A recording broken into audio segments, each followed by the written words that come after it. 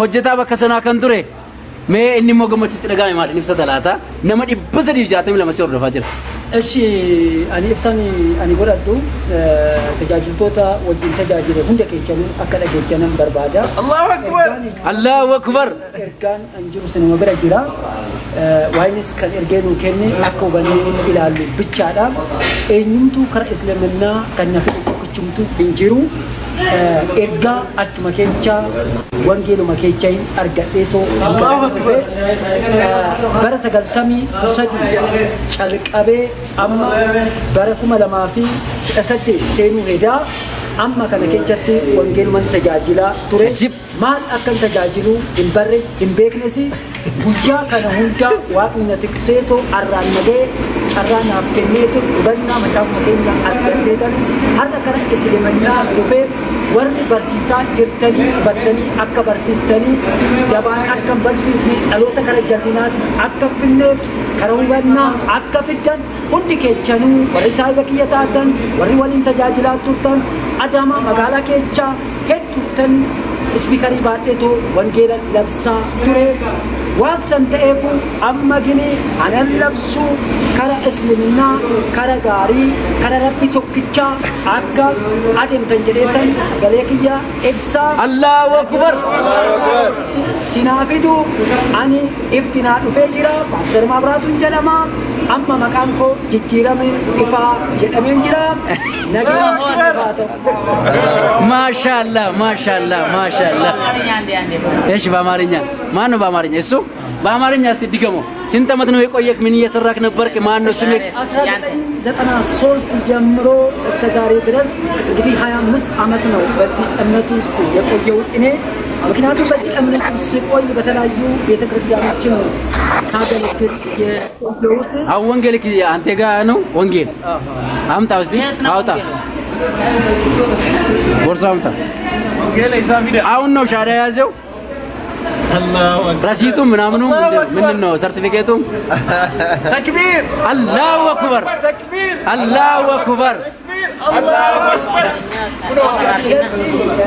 እኔ አሁንም አብረን የምናገለግላቸው ሰዎች ሁላችሁም እንድትሰሙ እፈልጋለሁ። ስማችሁን ባልጠቅስም ብዙ ፓስተሮች አላችሁ፣ ብዙ ነቢያቶች አላችሁ፣ ብዙ ወንጌላዊቶች አላችሁ። እናንተ ሰዎች ወደ ትክክለኛ ወደ እግዚአብሔር ወደ እስልምና እንድትመለሱ ዛሬ ቃሌን አካፍላለሁ፣ እሰጣችኋለሁ። ምክንያቱም ከየትኛውም ነገር አታወጡ። ለእናንተ መልእክት የሰጠው እሱ የምታነቡት መጽሐፍ ውስጥ ነው ያለው። ከየትም የትም የለም። አላሁ አክበር አላሁ አክበር ተክቢር አላሁ አክበር እስልምና ወደ እስልምና ስመጣ ማንም መክሮኝ ማንም ነግሮኝ አይደለም። በዚህ ወንጌል ውስጥ ያገኘው ሰዎች ያገኘውት ነው እንትን ያልኩት። እኔ ከራሴ ምንም ላደርግ ቻለኝም የሚል አንብብ እስቲ አንብብልኝ ዮሐንስ ወንጌል ዱብዚ ምዕራፍ 5 እሺ ወንጌል ዮሐንስ ምዕራፍ 5:30 ላይ እንዲህ ብሎ ይናገራል። እኔ ከራሴ አንዳችም ላደርግ አልችልም፣ እንደሰማው እፈርዳለሁ፣ ፍርዴም ቅን ናት። የላከኝን ፍቃድ እንጂ የራሴን አልሻም፣ ስለዚህ የራሴ አልሻም ብሎ አላሁ አክበር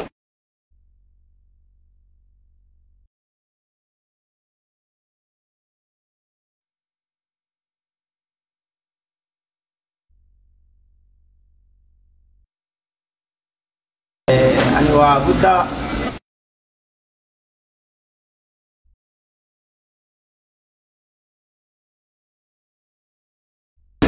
ergan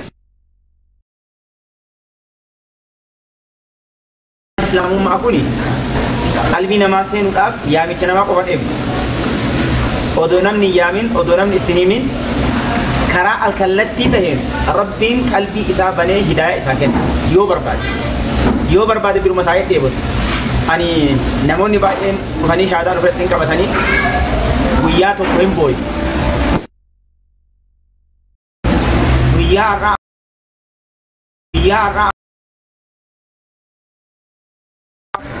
ummata gartee mooyuu warra protestaantii kana dubartii ho'iitiin lola keessatti wal jaalatanii isiin islaamummaa irraa baatu malee ittiin heerumu jetteeni islaamummaa gadhiisee fuudhe innis yaada sani gaafa akkas godhu fuudhee ka'ee as deebisa waan jedhu yaada akkasiitiin garuu ta'uu hin dandeenye nama kana maqaan isaa Muhammad achillee taa'ee Muhammad charchii seenaa tajaajila maal ta'uu danda'a nama guddaadha Muhammad jedhaniin maqaa kana jijjiiradhu jedhanii dadhaban ani lama maqaa kana jijjiiradhu maqaan maqaadha amantiin keessa maqaa raawamaan kun maqaa jedhanii gaaf Muhammad jedhanii Muhammad kana duuba gaaf tokko edaa inni waan kana sammuu keessaan baane beekta sobamee faayidaadha waa wayiitiin akkas ta'e malee sammuu keessaan baane itti islaamummaa kun duuba gaaf tokko anaa subii salaata azaanamee subii odoonuun salaatiin masjid manatti oseen ajib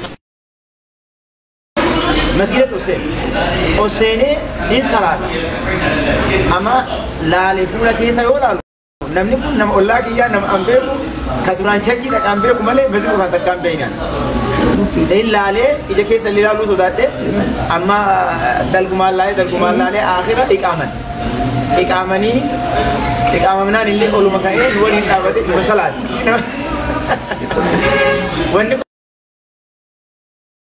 akkam jedhee hanga salaata seenu kanallee aanu salaata eegallu ga'eeti waa wayii uumuu danda'a waan jiru kana qalbii keessa nama jira garuu hin dubbanne akhiraa siinanin dogongore immoo ati Muhammad ima jedheen ati itti salaata geessine ati garagalee awwasin ati gaafi Muhammad immoo nama natti wal fakkaate naan ani isumaa naan jedhe wallahi dubbii inni sannaan jedhe imimmaan kun ija nama se rabbi ragaa nama na bira jira hin boo'ee gaafasa maaliif boo'ee oduu an guyyaa tokko gara islaamummaa kootu dabochise guyyaa tokko maqaan kee Muhammad maali Muhammad siin jedha akkamitti oduu ani hin jedhee oduu waan tokko dubbii tokko ittiin dubbatin namni kun shahaadaa qabachuutu gaafsan na boochise hin boo'ee gaafasa gambochisan gammachuurraa boo'ee jecha amma mabraatullee kunuuti reef kana ustaad waliin ka dubbatan baatii sadi baatii afur dura har'a dura warroota waliin tajaajilan waliin sagalee guddistuu fudhatee naannoo masjidaa deemee iyyaa ture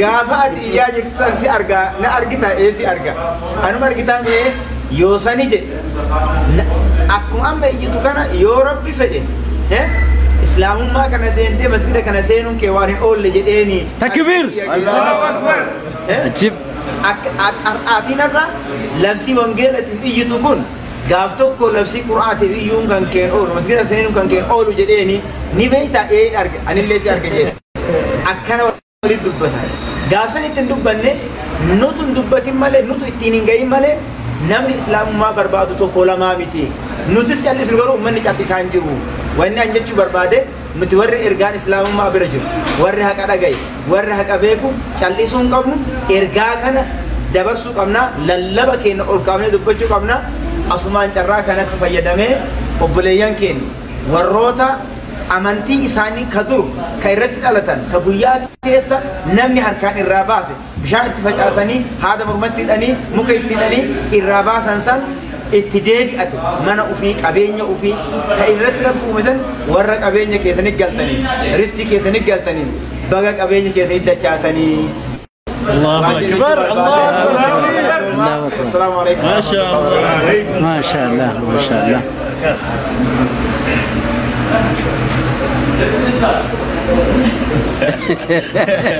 إذن رجل كاميرا دبدا جنا gammachuu kolfaan ibsachaa jiru gammachuu isaanii إما ما شاء الله gammachuun keessan wallahi guyyaa har'aa hedduu natti tole bakka tokkotti wal geessanii dhimma diiniitiif jecha akkanatti tokkummaa diinii keessan ibsuun kun ana hedduu daraan na gammachiisee jira ammallee kan duubatti hafallee fuuldura akka nu dhiyaatanii akka har'a gammachuun keessan kanatti itti akka guutan fuulduraa fi abdiin isinirraa qaba galatoomaa hundi keessanuu milkaa'aa bakka geetta hunda milkaa'ina diinii keessan ifa rabbi isin haa taasisu ni jedha.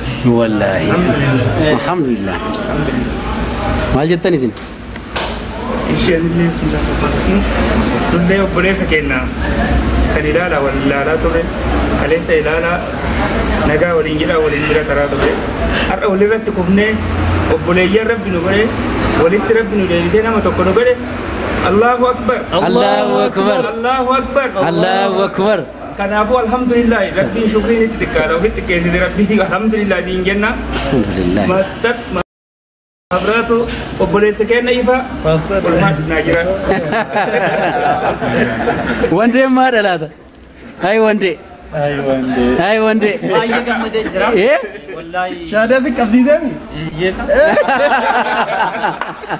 Kana duwwaallee miti namoonni kaleessa raajiin shaadaa qabatee jira dhukatee jira garuu. Raajiin hin jiru.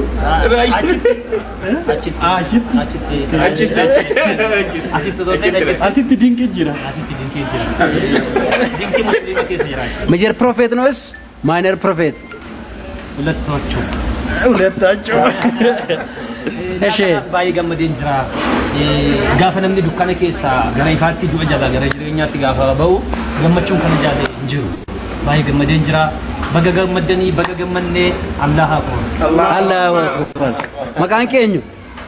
Dura wandimuu yookiin wangeelaawii wandee ture amma garuu Ibrahim. Waggaan kee meeqa? Ji'a sadii moo lama naan jettanii eegaa ture dhugaa rabbi.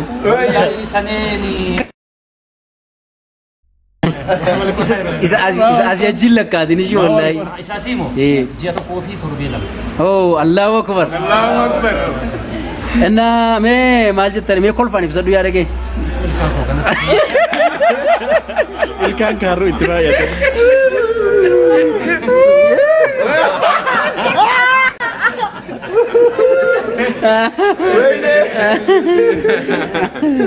Nun ciifnellee waraabna. Gammachuu obboleessa keenya Mabraatu ibsachuudhaaf nun ciifnellee waraabna. Sheekh Sultaan Alkeer. Warahmatullahi wabarakatuh. Kabajatoota obboleeyyanko kan biyya keessa jirtaniif kan biyya alaa kan shamaraa kan dhiira hundi keessanuu baga rabbiin guyyaa har'aa guyyaa gammachuu guyyaa ililii guyyaa shaagalaa guyyaa Jidda. guyyaa kanaan isin garsiise jecha akkuma beekamu namni tokko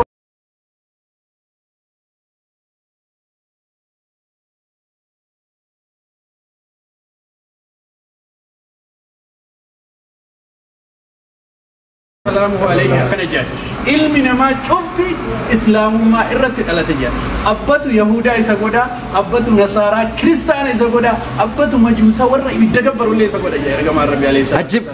kanaaf obboleessi keenya yookiin abbaan keenya Waggaa 25 guutuu. waggaa 25 guutuu karaa majuusaa yookiin kiristaanaa sanitti yaamaa turan har'a gara islaamummaa gara dhaloota isaanii jalqabaa gara irratti dhalatan gara irratti silaa guddatanii jannata seenan sana nama maqanii har'ammoo karaa isaaniitti deebi'anii baga gammannee isiniin jedha akkasuma ammoo isa mabraati jechuun ifaa jechuudha har'aan tana maqaan isaanii immoo ifaa ta'uu qaba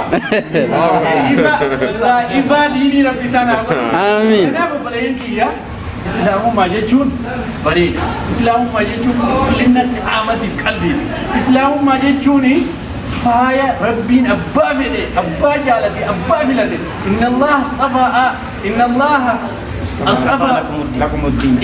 astafa lakum ad-din rabbiin diinii kana isinii filadhee jedha akkasuma ammoo malaa'ikaa keessallee nama filate qaba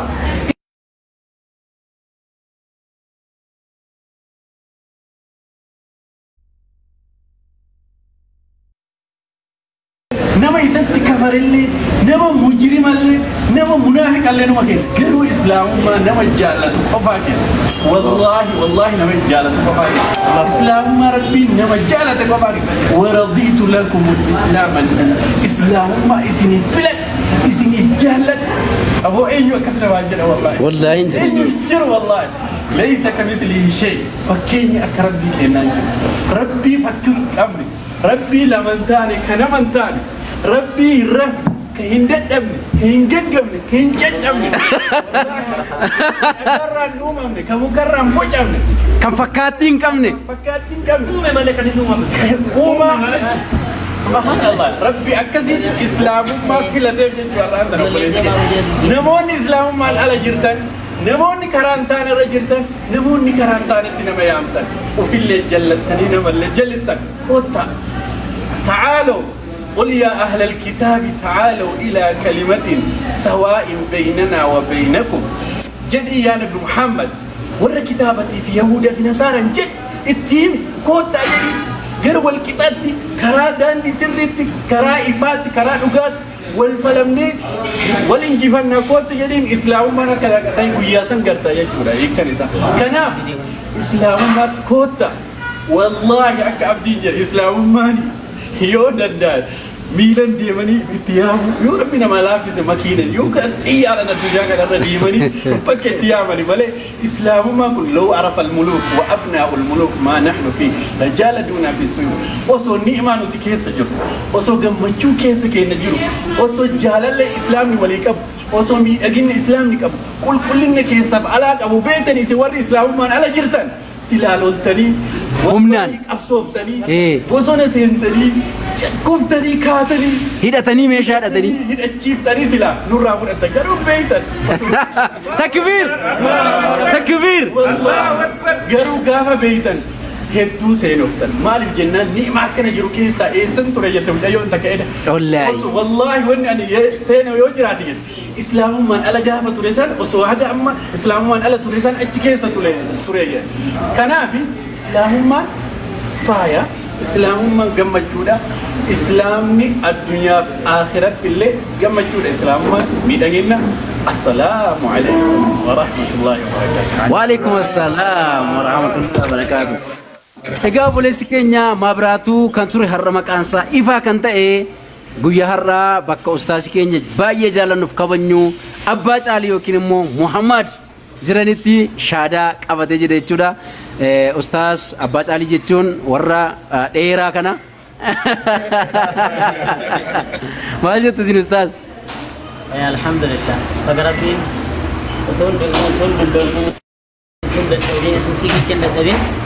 amantii isaa ganamaatti bagarabbiin isa deebise obboleessa keenya warra hafan illee maatii isaa waatii isaa haaliif ollaa isaa hunda yeroo gabaabaatti rabbiin gara islaamaa amantii irratti dhalatanitti rabbi isaan haa deebisu. Amantiin islaamaa wallaahi waan jecha naman kata ibsuudhaaf alaman naman kata barreessuudhaaf akkasii bar amantii islaamaa jechuun kanaafi amantii islaamaa keessatti namni musliima ta'e doorsisa namaan sodaatu meeshaadhaanis dhufee wanta fedhe hin sodaatu konkolaan natti hojjetaman jedhu waan akkasii natti hojjetaman jedhu amma paastaroota beektota yeroo baay'ee yeroo agarru Allahu Akbar abbaan barbaade inni qullaa deemuu nutti dhufes inni uffatee deemuu nutti dhufes odaaduu waan deemee nutti dhufe dubartii mataa qullaa nutti dhufe dubartii kophaa ishee nutti dhufe milkii laallanna raajii raajjanna raajiin keenya rabbii keessa fakkii Allahu Akbar isaa gaditti waa takka illee waa takka sora abbaa beet harka nu qabdee nu dubbiste natti tokkola oo barbaade tokkoluu danda'a kan abbaan barbaade la Muhammad saniin jedhama abbaa caaliin jedhama maqaa koo dha'uu barbaade natti barreessau ta'e natti tokkoluu tokko sodaa nuti shi'an kana amantii islaamaa adda nigale ana jitu warri kana main sodaatu nama yodu qoda duwa baate to milki lallatu warti duwa natti rufe jira gadi baade kuusa jira sanan natti rufe jira adurre natti rufe jira antuuta natti rufe jira harre natti rufe jira raamoon natti rufe الذين ما لا يؤمنون بالآخرة في العذاب والضلال البعيد الدنيا ما كانت عذاب كيسا في جلنا سبقوا كيسا جلو عذاب أدب بيجي سجلو بر أسينا كسر دور سيسو إذا كان وانا كسينا قولنا نسودا تا ندور سيفما دور سيني تقول برين جلو ما تقول آمين وهذا كسران ولا مالي ولا نبي ولا إنيون نكبجنا nama namummaa isaatti beekna uumaa ta'utti kabajna uumamaa akka keenyaatti keessa keenyatti akka ta'utti beekna. Allahu Akbar. Kanaa gaditti isa kan ta'u qabatee walii isaa hin waaqessu walii isaa hin gabbaru akkasii ummati muslimaa kan walii sin dabbaru. Kanaaf namoonni muslimaa taatanii adurree natti dhufee dubartiin natti dhufee dhiirri natti dhufee harree natti dhufee jawwee natti dhufee mana jawwee jira waa tokko sodaachifamaa doorsifamaa ooltan karaa paastariitiin karaa wangeelaawwiitiin karaa abjuutiin karaa maaliitiin kottaa amantii islaamaa gallaan qulqulluu maaliif jenna amantii uumamaa amantii ganama irratti dhalata raftanii ooltanii ganama kanneen isa gaddu siqattee isa gaddaa yeroo hunda qulqullee kibilee wanta tiyaaddu tokkollee hin jiru haa ta'u billaahi tawfiiq wasalaamu alaikum wa alaikum assalam